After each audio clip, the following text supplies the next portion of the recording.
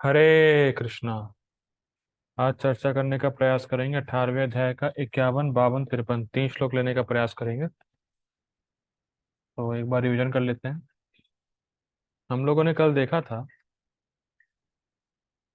कि जो व्यक्ति निष्काम कर्मयोग करके सिद्धि प्राप्त कर लेता है तो उसके अंदर तीन गुण आ जाते हैं।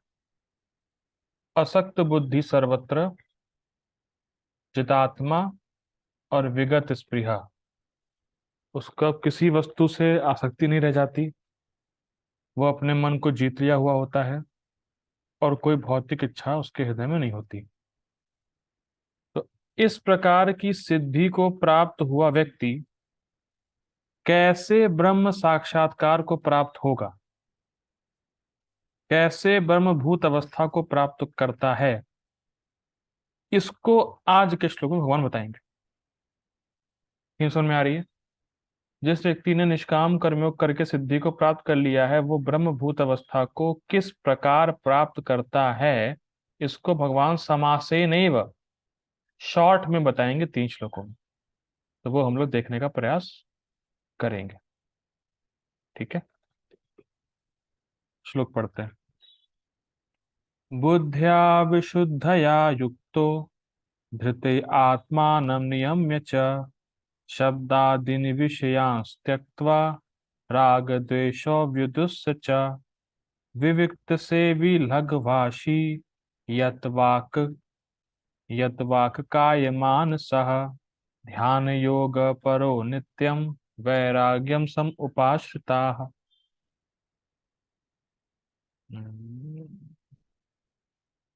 अहंकारं बलं दर्पं कामं क्रोध परिग्रहं विमुच्य निर्ममः शांतो ब्रह्म भूयाय कल्पते। बुद्धया विशुद्धया युक्तो धृत आत्मानं नियम्य च शब्दादीन् विषयांस् त्यक्त्वा रागद्वेषौ विदुस्य च विविक्त सेवी लघ्वाशी यत वाक् कायमानसाः ध्यान योग परो नित्यं वैराग्यम समुपाश्रिताः। अहंकारं बलं दर्पं कामं क्रोधं परिग्रहं विमुच्य निर्ममः शांतो ब्रह्म भूयाय कल्पते। संस्कृत देखिए, फर्स्ट लाइन को देखिए। बुद्धया विशुद्धया युक्तो, विशुद्ध बुद्धि से युक्त होकर के, यानी सात्विक बुद्धि से युक्त होकर। और सात्विक बुद्धि का मतलब है सार असार विवेक। ऐसी बुद्धि जो आत्मा और पदार्थ में भेद कर पाती है, इस बुद्धि से युक्त होकर। ऐसी बुद्धि जो जानती है जीवन का लक्ष्य क्या है, उसको कैसे प्राप्त करना है, ऐसी बुद्धि से युक्त होकर धृत्य आत्मानम नियम्य च। धृति का अर्थ देखा था हम लोगों ने संकल्प, और भगवान ने 4 प्रकार की धृति के बारे में बताया भी था। तो धृत्यात्मानम नियम्य च, अपने संकल्प के द्वारा वो मन को, आत्मानम मतलब मन को नियमित किया रहता है, मतलब मन को भगवान में लगाया रहता है अपने संकल्प के द्वारा। ठीक। शब्दादीन विषयांश त्यक्त्वा, वो शब्द आदि इंद्रिय विषयों को त्याग देता है। शब्द आदि इंद्रिय विषय मतलब जो ज्ञान इंद्रियों के विषय हैं, शब्द रूप रस गंध स्पर्श, ये जो 5 इंद्रिय विषय हैं, इन इंद्रिय विषयों को वो त्याग देता है। तो अब एक प्रश्न होता है, क्या वो कुछ भी नहीं सुनता? क्या वो कुछ भी नहीं देखता? क्या वो कुछ भी नहीं सूंघता? क्या ये संभव है कि व्यक्ति कुछ भी ना सुने, कुछ भी ना देखे? तो यहाँ पे अर्थ है कि वो भौतिक चीजों को त्याग देता है, मतलब भगवान संबंधित इन इंद्रिय विषयों को ग्रहण करता है। मतलब भगवान के बारे में शब्द सुनता है, भगवान को जो फूल अर्पित होते हैं वो सूंघता है, भगवान का प्रसाद चखता है। तो भगवत संबंधी इंद्रिय विषयों को ही ग्रहण करता है। और जब ये करता है तो अपने आप भौतिक संबंधित इंद्रिय विषय अपने आप छूट जाते हैं। बहुत सिंपल। अभी हम लोग गीता पे बात कर रहे हैं, भगवान के शब्दों को सुन रहे हैं। तो इस समय आप कोई फिल्मी गाना सुन रहे हैं? नहीं सुन रहे, क्योंकि आप गीता क्लास सुन रहे हैं। सिंपल। अगर आप गीता क्लास सुनेंगे तो आप भौतिक गाने नहीं सुन रहे हैं उस टाइम पे। सिंपल। तो आपने भौतिक शब्दों का त्याग कर दिया। ठीक है, यही बोला जाएगा। तो वैसे ही शब्द आदीन विषयांश तत्व का अर्थ है कि वो भौतिक संबंधित इंद्रिय विषयों को त्याग दिया है, लेकिन भगवत संबंधी इंद्रिय विषयों को ग्रहण कर रहा है। ठीक है। राग द्वेषौ व्युदस्य, वो राग और द्वेष को दूर से ही त्याग दिया है। देखिए, राग और द्वेष को समझिए। भोग के प्रति आसक्ति को कहते हैं राग, और जो मेरी इंद्रियों को अच्छा नहीं लग रहा है उसको कहते हैं द्वेष। तो वो उन दोनों को ही दूर से त्याग दिया है। जैसे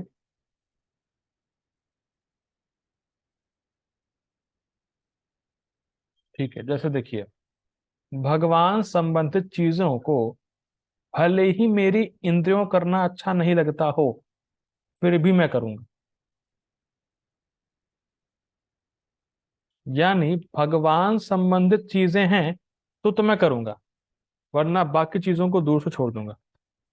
जैसे राग मतलब क्या है, जैसे देखिए, इंद्रिय विषयों में बहुत आसक्ति है, लेकिन इंद्रिय विषयों में आसक्ति को त्यागना है, भगवान संबंधित कार्य करने हैं।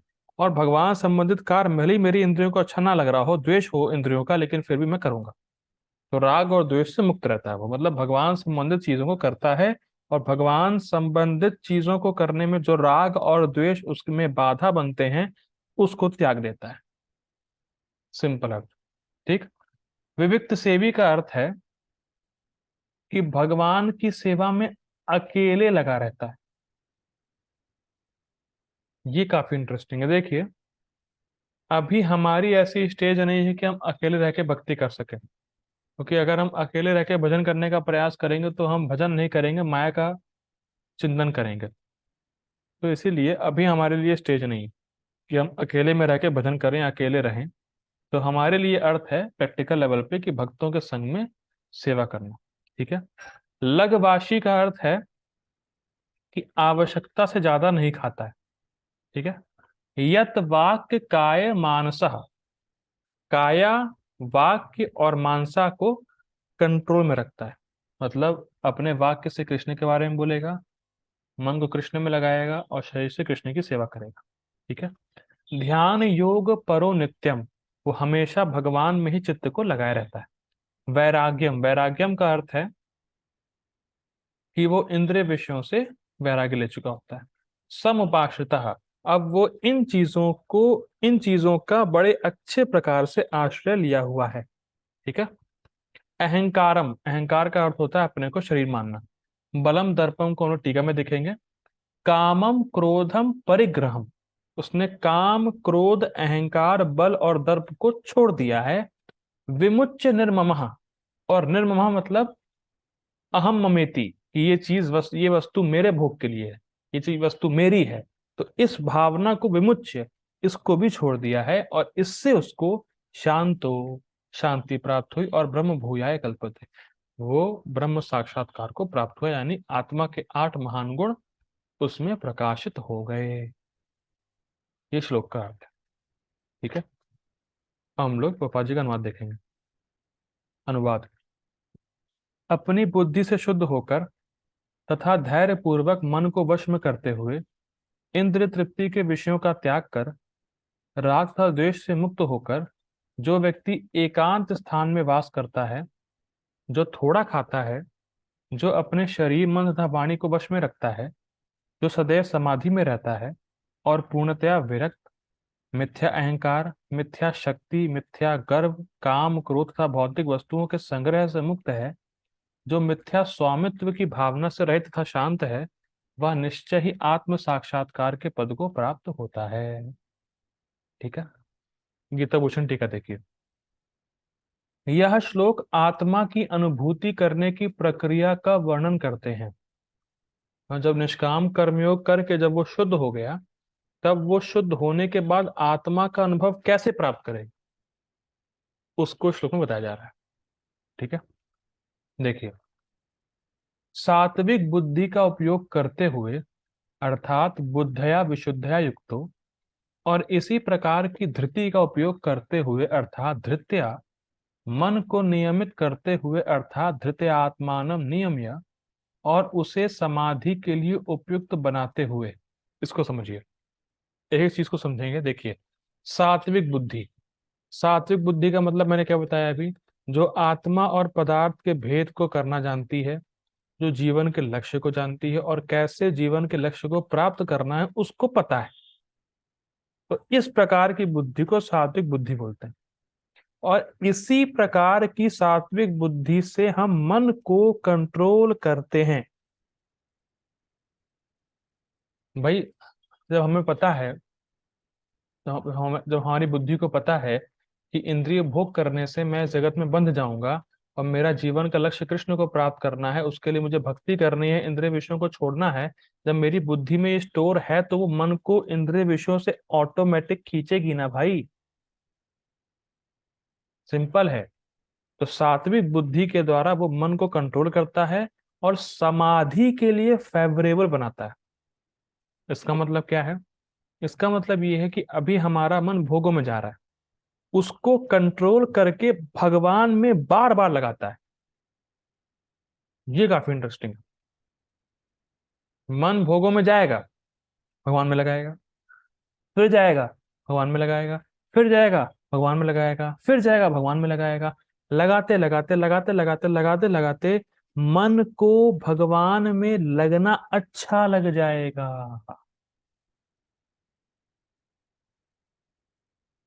ये काफी इंटरेस्टिंग है। अब इसको प्रैक्टिकल अपने जीवन में देखिए। जब स्टार्टिंग में भक्ति में आए होंगे, तो जब करना डिफिकल्ट होगा। ठीक है।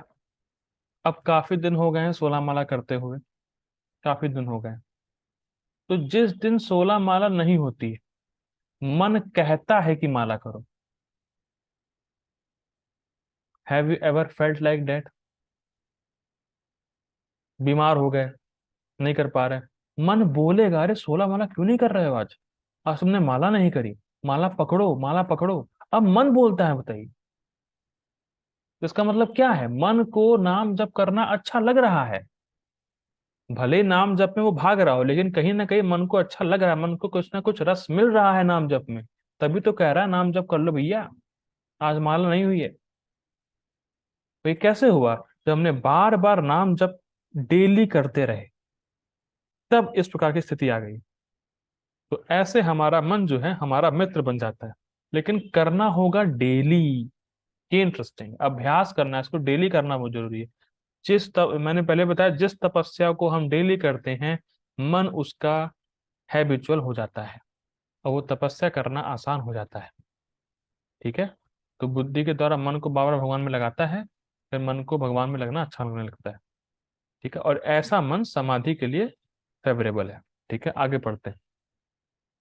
सभी इंद्रिय विषयों को त्यागते हुए, जैसे शब्द इत्यादि। सभी इंद्रिय विषय मतलब अब वो भगवत संबंधी विषयों को ग्रहण कर रहा है केवल। ठीक है, ये बात हो चुकी। राग और द्वेष जो इंद्रिय विषयों के प्रति निर्देशित होते हैं, उन्हें दूर से ही त्यागते हुए, अर्थात राग द्वेषो विदुस्सच। इसका मतलब समझिए, देखिए। इंद्रिय विषयों के प्रति एक बद्ध जीव को सहज राग होता है, इसको मानते हैं। जो बद्ध जीव होता है वो बचपन से ही इंद्रिय भोग करना जानता है। बचपन से, उसको ट्रेनिंग की जरूरत नहीं है। तो अब सिंपल है कि जो राग है वही उसको इंद्रिय विषयों को प्राप्त करने के लिए प्रेरित कर रहा है। भाई, हमारा किसी इंद्रिय विषयों के प्रति राग है, वही राग हमें फिर से उसी इंद्रिय विषय में लगा रहा है। जैसे आप देखिए, बाहर निकलिए, छोले भटूरे खाने के लिए लोग गाड़ी रोक देते हैं और गाड़ी में बैठे रहते हैं, और ठेले के छोले भटूरे खाते हैं। क्या देखते नहीं आप? ये चाट खाने के लिए खूब भीड़ लगी रहती है, देखते नहीं है? तो क्यों? स्ट्रीट फूड में बड़ी भीड़ लगी, आजकल तो कुल्फी के ठेले में बहुत भीड़ लगी रहती है, गर्मी का मौसम। तो सब क्या है? ये राग है जो उनका खाने के प्रति, वो वस्तु के प्रति, वो राग उनको प्रेरित कर रहा है कि तुम जाओ आज ठेले पे, गाड़ी से ही जाओ पर जाओ। गाड़ी रोक के वेट करो, पर तुम्हें खाना है कुल्फी। देख रहे हैं? तो प्रैक्टिकल दिख रहा होगा। मैं अभी बाहर जाके यहाँ इसलिए बोल रहा हूँ एग्जाम्पल। देखा था भीड़ कुल्फी के ठेले पे। तो ये है, ठीक है। ये तो हो गया राग। अब जो चीजें इंद्रियों को खराब लगती हैं वो व्यक्ति बिल्कुल नहीं करना चाहता, भले ही उसके लिए अच्छी हो, इसको बोलते हैं द्वेष। तो इन दोनों ही चीजों को ऐसा व्यक्ति त्याग देता है, मतलब राग और द्वेष दोनों से मुक्त है। ठीक है, आगे पढ़ते हैं। अकेले रहते हुए अर्थात विविक्त सेवी, हमारे केस में अकेले रहने वाला नहीं है, हमारे केस में भक्तों के संग में भक्ति करना। ठीक है। सीमित भोजन करते हुए अर्थात लघवाशी, मतलब जितना जरूरी है उतना ही खाएं। अपने मन वाणी और शरीर को ध्यान के विषय पर निरंतर लगाते रहने के द्वारा अर्थात यत वाक काय मानसः। देखिए, ध्यान का विषय हमारा कौन है? भगवान श्री कृष्ण। सत्यम परम धीमहि, हम सब उन पे ध्यान करते हैं। तो मन वाणी और शरीर से भगवान पे ध्यान करना। देखिए, मन समझ में आता है, मन कृष्ण के बारे में सोच रहा है, ध्यान कर रहा है मन कृष्ण का। वाणी से समझ में आता है कि वाणी से कृष्ण के बारे में बोल रहे हैं। पर शरीर से ध्यान करने का मतलब क्या है? शरीर से ध्यान करने का मतलब है कि अपने शरीर से कृष्ण की प्रैक्टिकल सेवा करें। शरीर से कृष्ण का ध्यान करने का मतलब है शरीर से प्रैक्टिकल सेवा करना। या जब हम जप करें तो शरीर को बिल्कुल प्रॉपर स्ट्रक्चर में लगाएं, सीधे बैठ के जप करें। तो ये सब है शरीर से ध्यान करने का अर्थ। ठीक है। यानी शरीर से हम क्या ऐसी क्रियाएं करें, कृष्ण की सेवा करें जिससे मन हमारा कृष्ण में जाए, यही शरीर का ध्यान है। ठीक है, आगे पढ़ते हैं। लगातार भगवान के चिंतन में लगे रहने के द्वारा अर्थात ध्यान योग परो नित्यम। ठीक है। आत्मा के अतिरिक्त हर वस्तु का परित्याग करने के द्वारा अर्थात वैराग्यम। ये बहुत सुंदर है कि आत्मा के अतिरिक्त जो भी वस्तु है उसको मैंने त्याग कर दिया। इसका मतलब क्या है?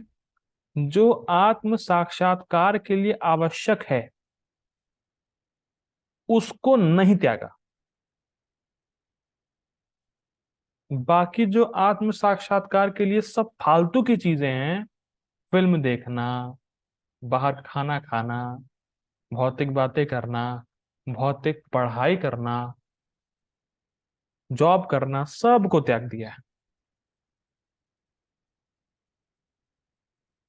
इसको बोलते हैं वैराग्य। देखिए, सिंपल समझिए। जैसे मान लीजिए आप कुछ चीजें कहें, no gambling, no meat eating, no illicit sex, no intoxication. अब कहीं ना कहीं कोई व्यक्ति एक नियम तो कहेगा कि मैं ये नहीं कर पाऊंगा, चाहे वो नॉनवेज ना खाने की बात हो, कुछ भी हो, चाहे वो शराब पीने की बात हो, नहीं नहीं हमसे ये नहीं होगा। तो लोग चार नियम पालन करने में विरोध क्यों करते हैं? वो इसीलिए करते हैं कि वो ये समझ ही नहीं पा रहे कि जीवन का जो लक्ष्य है वो आत्म साक्षात्कार है। This is the missing point of modern civilisation. क्योंकि जब तक हमें आत्मा के बारे में पता ही नहीं होगा तो आत्मा का अनुभव करने की बात ही कहाँ आती है? तो ये बताइए। ये जीवन का लक्ष्य है अपना अनुभव करना, भगवान का अनुभव करना, भगवान से अपने संबंध का अनुभव करना। तो जब हमें पता ही नहीं है कि हम आत्मा है तो की बात ही आगे बात ही नहीं बढ़ेगी ना फिर तो। जीवन का लक्ष्य भोग प्राप्ति नहीं है और आत्म साक्षात्कार है, लोग ये जानते ही नहीं है, इसीलिए ये छोड़ते नहीं। और वो ये नहीं समझ रहे कि ये शरीर केवल केवल केवल कष्ट देने के लिए बना है। जैसे मैं एग्जांपल देता हूँ कई बार कि आज आपने अपने पैर की छोटी उंगली के बारे में कितना सोचा है? बिल्कुल नहीं सोचा। हल्की चोट लग जाए, दिन भर वही सोचेंगे। या आंख के बारे में कितना सोचा है? बिल्कुल नहीं सोचा होगा। आंख में हल्का कंकड़ घुस जाए, दिन भर आंख के बारे में सोचेंगे। तो शरीर में कष्ट देने की भावना, कष्ट देने का जो सामर्थ्य है शरीर में वो ज्यादा है एज कंपेरिजन सुख देने का। तो हमारा शरीर सुख दुख देने के लिए ही बना है, लोग ये समझ नहीं रहे हैं। ज्यादा अगर शराब पी लेंगे तो लीवर फट जाएगा, लीवर खराब हो जाएगा। तो आप ज्यादा भोग भी तो नहीं कर सकते। पॉइंट तो ये भी है, आप ज्यादा भोग ही नहीं कर सकते, आपका शरीर साथ नहीं देगा। तो इसीलिए शरीर को भोगना ये जीवन का लक्ष्य नहीं है। अपने आप को, अपनी स्थिति को पहचानना, अपने को आत्मा के रूप में जानना, ये है जीवन का लक्ष्य। और इसके लिए कुछ नियम पालन करने ही पड़ेंगे। ठीक है, आगे पढ़ते हैं। अपनी पहचान शरीर से अलग करने के द्वारा, अर्थात अहंकार परिग्रह। बहुत सुंदर। देखिए, हर व्यक्ति समझ सकता है कि जो शरीर के अंदर हड्डी और मांस है, वो हम नहीं है। ये बहुत कॉमन सेंस है। भाई, आपके शरीर के अंदर हड्डी है, खून है, सब निकलता है बाहर, जो भी चीज, वो मैं नहीं हूं। हर कोई समझ सकता है, लेकिन हर कोई समझ नहीं पाता। कौन नकार सकता है कि हम शरीर नहीं है? कौन नकार सकता है? कोई अगर बुद्धिमान होगा तो कभी नकार नहीं पाएगा। भाई, सिंपल। आप लोगों में से प्लीज हैंड रेस करिएगा जो ये बता सके कि मैं 2 साल की उम्र में कैसा लगता था। Please raise your hands. मैं बताओ, कैसे लगते थे? अच्छा, ठीक। अब और क्वेश्चन आसान करता हूं। आप अपने 2 साल की उम्र में कैसे लगते थे? आंख बंद करके एग्जैक्ट पिक्चर लेके आइए। Not possible. लेकिन हम 2 साल के रहे थे। ठीक। वो शरीर कहाँ गया? कहाँ है वो शरीर? कहाँ है, कहाँ है, कहाँ है? जब तक फोटो ना हो हम जान भी नहीं पाएंगे हम दिखते कैसे थे। अच्छा, ठीक। मैं 80 साल की उम्र में कैसा लगूंगा? प्लीज कोई तो बताए मुझे। वो भी नहीं पता। तो कौन नकार सकता है कि हम वो शरीर नहीं हैं? कोई नहीं नकार सकता है। देहिनोऽस्मिन् यथा देहे कौमारम यौवनम जरा, तथा देहांतर प्राप्ति धीरे तत्र न मुह्यति। ठीक, तो कम से कम ये अंडरस्टैंडिंग होना चाहिए, पता होना चाहिए कि मैं शरीर नहीं हूं। मैं अपने को शरीर मान रहा हूं, ये मेरी सबसे बड़ी बीमारी है, ये पता होना चाहिए। लेकिन लोगों को यही नहीं पता है। और हरे कृष्ण महामंत्र करके ये बीमारी पूरी तरह समाप्त हो सकती है। हरे कृष्णा, हरे कृष्णा, कृष्ण कृष्ण हरे हरे, हरे राम राम राम हरे हरे। लोगों को पता ही नहीं है कि वो शरीर नहीं है। बताइए कितना घोर अंधकार है। ठीक है, ये हो गया अहंकार परिग्रह। पहले के संस्कारों से अपने को मुक्त करते हुए जो इस पहचान को बढ़ाती है, अर्थात बलम। बहुत सुंदर अर्थ ले रहे हैं बलम का, देखिए। पहले के संस्कार मतलब जो हमने भोग किया अनादिकाल से, तो उनके इम्प्रेशंस हमारे चित्त में पड़ गए। और वही इम्प्रेशंस हमारी अविद्या को बनाए हुए हैं कि तुम शरीर हो। वही इम्प्रेशंस ही हमें अपनी पहचान करा रहे हैं शरीर से, तुम तो शरीर हो। ये बहुत इंपॉर्टेंट है। और इसीलिए जितना व्यक्ति भोग करता है, उतने इंप्रेशंस बनते हैं, उतना उसको लगता है कि मैं शरीर हूं, उतना ही मृत्यु से डरता है कि अरे शरीर छूट जाएगा, मैं ही समाप्त हो जाऊंगा। ये है फंडा। इसीलिए जब हम हरे कृष्णा, कृष्ण कृष्ण हरे हरे, हरे राम राम राम हरे हरे, जब हम ये हरे कृष्ण महामंत्र बोलते हैं, तो जो ये गंदगी है, जो इंप्रेशन है भोग के, वो साफ होते हैं। तब हमें समझ आता है कि हम तो शरीर से अलग हैं। ठीक है, ये बात है। और अपने को, आगे पढ़ते हैं। और ओके, क्या हो रहा है? और अपने को अभिमान से मुक्त करते हुए, अर्थात दर्पम। इसका मतलब क्या है?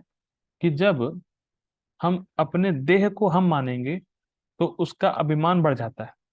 तुम जानते नहीं मैं कौन हूं, मैं ये हूं, मैं वो हूं। आप वो हैं? आप तो कुछ और हैं।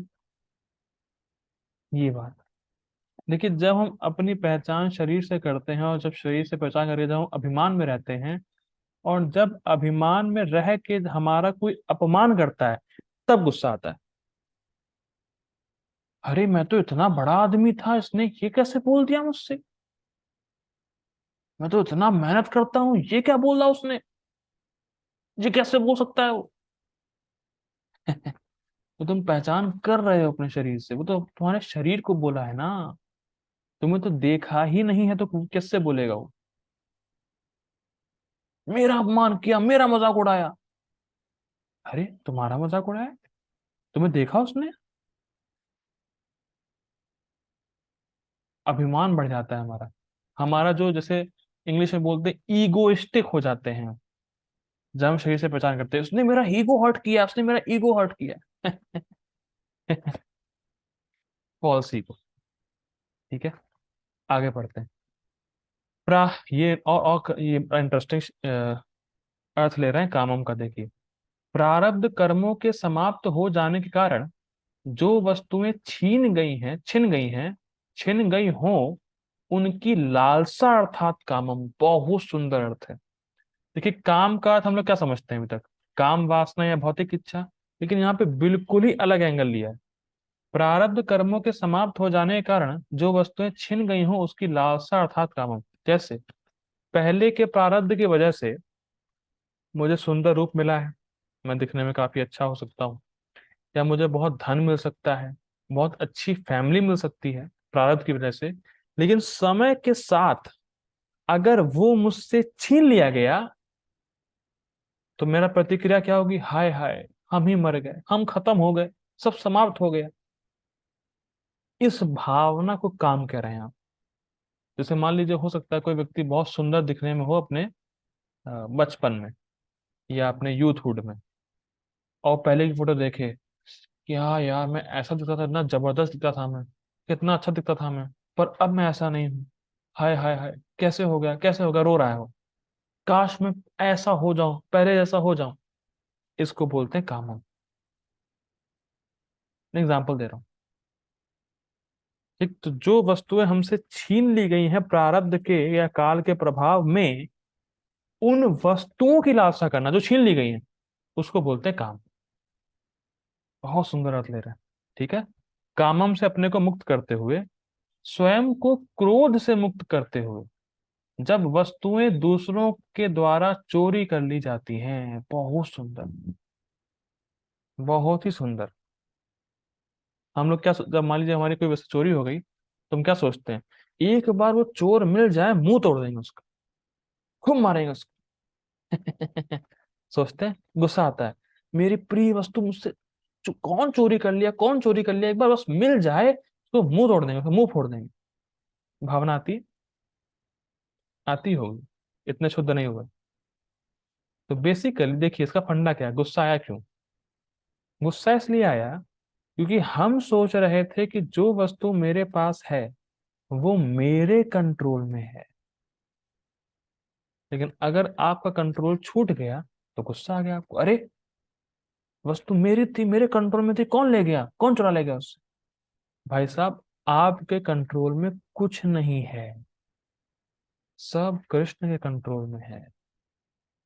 बहुत सुंदर बात एक भक्त बोलते हैं, this world is a university which is designed to teach you that you are not the controller.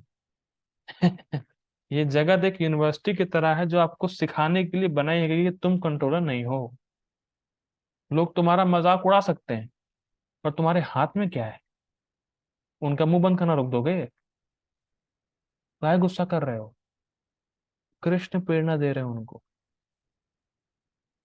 बहुत सुंदर, बी एन ऑब्जर्वर, जो हो रहा है उसको देखिए, बस। उसमें घुसेंगे तो फंस जाएंगे। जैसे जैसे मान लीजिए कोई रेसलिंग हो रही है, ठीक है, दो फाइटर लड़ रहे हैं, रेसलिंग हो रही है, तो अब देखिए दूर से, अगर रिंग के अंदर चले जाएंगे तो खूब पिटाई होगी। तो वैसे ही देखिए क्या हो रहा है, उसमें घुसिए मत। देखिए कि हाँ जो भी मेरे आसपास चीजें हो रही सब कृष्ण के द्वारा कंट्रोल्ड है, और सब लोग बाध्य हैं वैसा करने के लिए जो वो कर रहे हैं। सिंपल, बहुत सिंपल रहेगा, इससे कभी गुस्सा नहीं आएगा। ठीक है, आगे पढ़ते हैं। वस्तुओं में ममता की भावना को त्यागते हुए जो मिथ्या अहंकार के कारण उत्पन्न होती है निर्ममा, स्पष्ट है। अपने को जगत के संबंधों से मुक्त करते हुए व्यक्ति आत्मा की अनुभूति को प्राप्त करता है, जो 8 गुणों से युक्त है, अर्थात ब्रह्म भूयाय कल्पते। 8 गुण आत्मा के, हम सब जानते हैं कौन से होते हैं, ठीक। ऐसा व्यक्ति शांत होता है, अर्थात ऐसा व्यक्ति ऐसे सागर के समान होता है जिसमें लहरें नहीं होती। सिंपल है, मतलब सागर, सागर के समान, मतलब जैसे एग्जांपल यहाँ पे दिया जाएगा, आएगा भी, कि सागर में बहुत सारी नदियां प्रवेश करती हैं, ठीक, और सागर में बहुत लहरें चलती हैं, लेकिन फिर भी सागर शांत रहता है। तो वैसे ही ऐसे व्यक्ति में भोग की इच्छाएं प्रायः आएंगी ही नहीं। यहाँ लिखा है लहरें होती नहीं है, समुद्र में लहरें आती हैं तो लहरें माना जाता है कि वो डिस्टर्ब कर रही हैं समुद्र को। तो ऐसा व्यक्ति सागर के समान है जिसमें कोई लहर है ही नहीं, मतलब कोई भोग की इच्छाएं आती ही नहीं। भोग की इच्छाएं ऐसे व्यक्ति को डिस्टर्ब करेगी ही नहीं, तभी वो आत्मा का अनुभव, आत्मा के आनंद में बिल्कुल रमा रहे। ठीक है, ओके, मैं ऐसा कर रहा हूँ, मीटिंग एंड कर रहा हूँ, please join again for the purport. Hare Krishna, please join again, Hari बोल।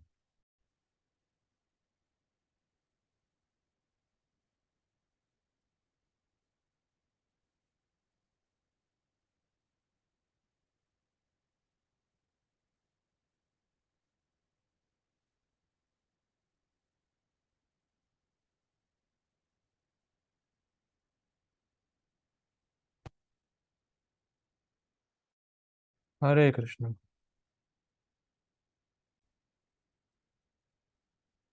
पापा जी का तात्पर्य देखेंगे। परपोर्ट। जो मनुष्य बुद्धि द्वारा शुद्ध हो जाता है, वह अपने आप को सत्वगुण में अधिष्ठित कर लेता है, वह सात्विक बुद्धि इसके पास होती है, ठीक है, मैं देखा था। इस प्रकार वह मन को वश में करके सदैव समाधि में रहता है। ठीक है, बुद्धि के द्वारा मन को बार बार कृष्ण में लगाता है, ये भी देख लिया था। वह इंद्रिय तृप्ति के विषयों के प्रति आसक्त नहीं रहता और अपने कार्यों में राग तथा द्वेष से मुक्त होता है, स्पष्ट है। ऐसा विरक्त व्यक्ति स्वभावतः एकांत स्थान में रहना पसंद करता है, लेकिन हमारे लिए नहीं है ये मत सोचिएगा आपकी बात हो रही है इसमें। नहीं, हमें भक्तों के संग में रहना है, वरना अकेले कुछ होगा नहीं। ठीक, वह आवश्यकता से अधिक खाता नहीं और अपने शरीर तथा मन की गतिविधियों पर नियंत्रण रखता है, स्पष्ट है। वह मिथ्या अहंकार से रहित होता है, क्योंकि वह अपने को शरीर नहीं समझता। इसको समझिए, बहुत इंटरेस्टिंग है। शरीर को नहीं समझता, मतलब अपने आप को शरीर नहीं समझता, लेकिन शरीर में है, और अपने को शरीर ना समझकर अपने को कृष्ण का नित्य दास समझता है, और अपने मन को, शरीर को, वाणी को कृष्ण की सेवा में लगाए भी रखता है। देखिए, बहुत सुंदर प्रपात जी की लाइन है कि अपने को शरीर नहीं समझता, तो मतलब ऐसा नहीं कि अपने को शरीर समझ नहीं रहे हैं तो ठीक है, पर ठीक है तो फिर कुछ करते ही नहीं है। या फिर ऐसा नहीं कि वो सोच रहे हैं मैं शरीर नहीं हूं, मैं शरीर नहीं हूं, मैं शरीर नहीं हूं, मैं शरीर नहीं हूं। ऐसा नहीं है, ये केवल खाली बैठे सोच रहे हैं कि मैं शरीर नहीं हूं, ना ना ना। यहाँ पे शरीर नहीं समझता, दिस मीन्स कि वो शरीर में है और अपने को कृष्ण का नित्य दास समझता है और शरीर को कृष्ण की सेवा में लगाता है, कृष्ण के लिए कुछ कार्य करता है शरीर से। ये अर्थ है। ठीक, आगे पढ़ते हैं। ना ही वह अनेक भौतिक वस्तुएं स्वीकार करके, अभी थोड़ा सा लोगों को वो लगेगा कटाक्ष, या थोड़ा सा लोग रुष्ट हो सकते हैं इसको सुन के, देखिए। ना ही वह अनेक भौतिक वस्तुएं स्वीकार करके शरीर को स्थूल तथा बलवान बनाने की इच्छा करता है, मतलब वो बॉडी बिल्डिंग नहीं करता। समझ में आ रहा है? 6 पैक एप्स, ये ये ऐसा नहीं करता हूँ, और ना इच्छा होती है उसे करने की। देखिए, जब हम किसी बॉडी बिल्डर को देखते हैं तो क्या सोचते हैं, क्या जबरदस्त बॉडी है भाई साहब इसकी, क्या मसल्स है, कितना सुखी होगा ये इस बॉडी को पाके। ये तो आता है, हर व्यक्ति को ये आता है, कितना फेमस है यार, कितना सुखी होगा। अब अगर आप उससे जाके पूछें क्या तुम सुखी हो, आंसर नो ही आएगा। कहेगा अरे काहे का सुखी, इतना रेस्ट्रिक्शंस है खाने में, इतनी मेहनत है। और प्रायः देखा जाता है कि जो बहुत ज़्यादा एस्टेरॉइड्स लेते हैं या प्रोटीन लेते हैं, तो उनका डाइजेस्टिव सिस्टम जो होता है वो खराब हो जाता है। डाइजेस्टिव सिस्टम में प्रॉब्लम आती है, उनको खाना पचाने में दिक्कत आती है। ठीक, तो काहे के सुखी है वो? अब बताइए। तो हेल्दी रहें, प्रभा जी नहीं कह रहे हेल्दी मत रहिए, हेल्दी रहें, लेकिन ज्यादा बॉडी बनाने के चक्कर में नहीं रहें। ज्यादा body banana is not allowed for spiritualist. Simple. अब देखिए, जब भी कोई बात बोली जाती है तो सिद्धांतिक रूप से बोली जाती है। ये सिद्धांत बोला जा रहा है, किसी व्यक्ति पे आक्षेप नहीं कर रहे। ना ये कहा जा रहा है कि जो बॉडी बिल्डर होगा वो भक्ति नहीं कर सकता है, ये भी नहीं कह रहा हूं मैं। क्योंकि कई बॉडी बिल्डर, ऐसे एक चैनल है, दो बहुत अच्छे भक्त हैं, भक्ति ब्रदर्स, बहुत अच्छे भक्त हैं। उनकी जबरदस्त बॉडी भी है और दीक्षित हैं, अच्छी भक्ति भी करते हैं। सिंपल है। तो ऐसा नहीं कह रहा कि जो बॉडी बिल्डर है भक्ति कर नहीं सकता, पर जो भक्ति कर रहा है उसको ज्यादा बॉडी बनाने में ही लगे नहीं रहना चाहिए। यहाँ पे ये बात हो रही है। ठीक है, आई होप समझ में आ रहा होगा। ठीक है। चूंकि वह देहात्म बुद्धि से रहित होता है, अतएव वह मिथ्या गर्व नहीं करता। मिथ्या गर्व मतलब किसी ने तारीफ कर दी तो बहुत फूल गए, अरे देखो मेरी तारीफ हुई है। जैसे ऐसा होता है, देखिए आप कभी अनुभव करिएगा, अगर आप किसी की तारीफ कर देंगे तो बोलता है अरे क्या बोला आपने, क्या बोला क्या बोला। सुन लिया है एक बार कि तारीफ हुई है, लेकिन फिर भी सुनना चाहता है, तो इसलिए बोलता है क्या बोला आपने, मैं सुन नहीं पाया, क्या बोला। ऐसा देखा आपने? जहां हमारी तारीफ होना शुरू हुई, एक बार फिर से बोलिए क्या बोला। क्योंकि दोबारा सुनना अच्छा लगता है, हमारी तारीफ हो रही है ना, तो हम फूल जाते हैं, अरे हमारी तारीफ हो रही है। या मान लीजिए किसी ने अपमान कर दिया, मजाक उड़ा दिया, तो डाउन हो गए बिल्कुल। मेरा लोग मजाक उड़ाते हैं, मजाक बनाते हैं, बेइज्जती करते हैं, रोना शुरू। इन दोनों से रहित रहता है वो जानता है मेरा जो भी मेरी तारीफ हुई है उसके मैं काबिल नहीं हूँ, कृष्ण कृपा से, गुरु की कृपा से जो मैं कर पाया। और मेरा अपमान भी हुआ है तो मेरे शरीर का अपमान हुआ है, मेरा कोई अपमान नहीं कर सकता। ठीक है। तो इस सब धारणा से, सब भावनाओं से वो मुक्त रहता है। आगे बढ़ते हैं। भगवत कृपा से उसे जितना कुछ प्राप्त हो जाता है उसी से वह संतुष्ट रहता है, और इंद्रिय तृप्ति ना होने पर भी क्रुद्ध नहीं होता। बहुत सुंदर। देखिए, भक्त को इंद्रिय तृप्ति में रुचि ही नहीं होती, तो इसीलिए क्रोध आने का तो प्रश्न ही नहीं है। और जहां किसी को क्रोध आया उसके हृदय में काम है। सिंपल समझ लीजिए, जो व्यक्ति क्रोधित है, जो व्यक्ति गुस्सा करता है, उसके हृदय में काम वासना है। Simple, very very simple. क्रोध छोटा भाई है काम का, तो छोटा भाई से पहले बड़ा भाई है ही।